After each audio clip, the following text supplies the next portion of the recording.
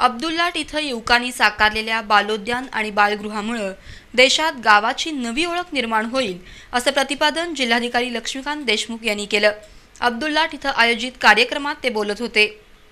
इचलकरंजी नजीक अब्दुल्लाट इथं विद्यार्थी विकास प्रबोधिनीच्या माध्यमातून अनाथ, भटक्या आणि वंचित मुलांसाठी बालोद्यान निवासी वसतिगृह तसंच ग्रामीण विकासासाठी प्रशिक्षण केंद्र सुरू करण्यात येणार आहे। या इमारतीचा बांधकाम शुभारंभ जिल्हाधिकारी लक्ष्मीकांत देशमुख, खासदार राजू शेट्टी, माधवराव घाटगे, सुरेशदादा पाटील, माजी खासदार कल्लापण्णा आवाडे यांच्या उपस्थितीत संपन्न झाला।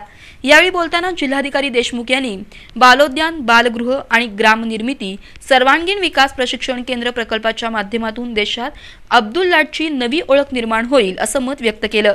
मालदीवमधील भारतीय उच्चायुक्त ज्ञानेश्वर मुळे यांच्या प्रेरणेतून या ठिकाणी एक आगळं केंद्र साकारत आहे। भविष्यातील भारत कसा असावा हे धोरण ठेवून प्रशिक्षण दिलं जाणार आहे।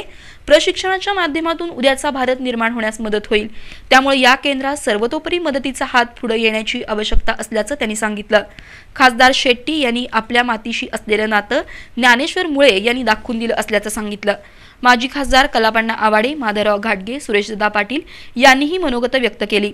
यावेळी प्रबोधिनीचे अध्यक्ष कुलभूषण बिरनाळे, तहसीलदार संपत खिलारे, सरपंच शंकर पाटील उपस्थित होते।